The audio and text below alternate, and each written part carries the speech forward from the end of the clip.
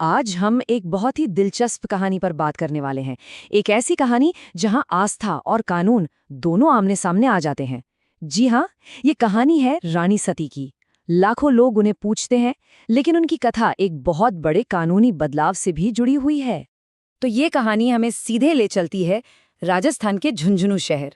यहीं पर है रानी सती का वो भव्य मंदिर, जो भक्तों के लिए आप कह सकते हैं कि आस्था का एक बहुत बड़ा गढ़ है। वैसे तो उनका एक वास्तविक नाम है, पर जानते हैं भक्त उन्हें बड़े प्यार और सम्मान से दादी जी कहकर बुलाते हैं। ये नाम ही उनके प्रति जो गहरी श्रद्धा है उसे दिखाता है। तो चलिए सबसे पहले ये जानते हैं कि इतिहास के पन्नों में रानी सती आखिर थीं कौन, क्योंकि इस शख्सियत को समझे बिना ये पूरी कहानी समझना थोड़ा मुश्किल होगा। तो उनका असली नाम क्या था? रिकॉर्ड्स के हिसाब से देखें तो उनका नाम था नारायणी बाई अग्रवाल और उनके पति का नाम था थंदन दास। ये वो नाम है जिनसे उनकी ऐतिहासिक पहचान जुड़ी हुई है। अब ये जो नंबर है ना 13, ये इस कहानी में बहुत ज्यादा मायने रखता है। ये सिर्फ एक गिनती नहीं है, असल में ये बताता है कि उनके परिवार के इतिहास में 13 महिलाओं ने सती प्रथा का पालन किया था। ये एक असाधारण संख्या है जो उस दौर की सामाजिक सच्चाइयों पर भी रोशनी डालती है।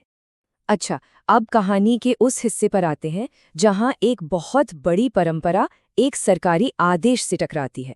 ये कहानी है उनके सम्मान में लगने वाले एक विशाल मेले की और फिर उस पर लगी रोक की। जरा सोचिए, हर साल भाद्रपद महीने की अमावस्या को झुंझुनू में क्या होता था? एक बहुत बड़ा मेला लगता था।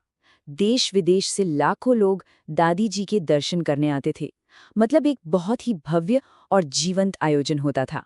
तो यहाँ एक बहुत बड़ा सवाल खड़ा होता है, भाई अगर ये मेला इतना मशहूर था, इतना अहम था, तो फिर अचानक से ये बंद क्यों हो गया?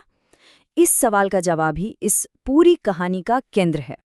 चलिए, अब हम उस वजह को जानते हैं जिसके चलते इस सदियों पुरानी परंपरा पर एक तरह से विराम लग गया। इसके पीछे एक खास कानून और एक सामाजिक सुधार की बड़ी लहर थी। ये जो टाइमलाइन है ना, इससे पूरी बात एकदम साफ हो जाती है।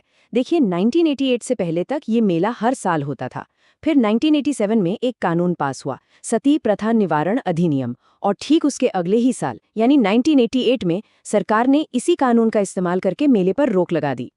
और ये रहा वो कानून जिसने सब कुछ बदल दिया, सती निवारण अधिनियम 1987। इस कानून का मकसद सिर्फ सती प्रथा को रोकना नहीं था, बल्कि किसी भी तरह से उसके महिमा मंडन को भी रोकना था। और इसी आधार पर सरकार ने मेले पर पाबंदी लगाने का वो ऐतिहासिक फैसला लिया था। तो चलिए फटाफट से अब तक की कहानी के जो मुख्य बिंदु हैं उन्हें एक साथ देख लेते हैं। वास्तविक नाम नारायणी बाई अग्रवाल, लोग उन्हें प्यार से दादी जी बुलाते थे। पति का नाम थंदन दास, जगह झुंझुनू, और कहानी का सबसे बड़ा मोड़ भाद्रपद अमावस्या को लगने वाले उस मशहूर मेले पर 1988 में रोक लगा दी गई। ये हैं इस कहानी के जरूरी तथ्य। आखिर में ये कहानी सिर्फ एक मंदिर या एक मेले की नहीं रह जाती। ये असल में आस्था और कानून के बीच के उस जटिल रिश्ते की कहानी है। और ये हमें सोचने पे मजबूर करती है कि कैसे समय के साथ सामाजिक मान्यताएं और कानूनी ढांचे एक दूसरे से टकराते हैं और एक दूसरे को बदलते हैं।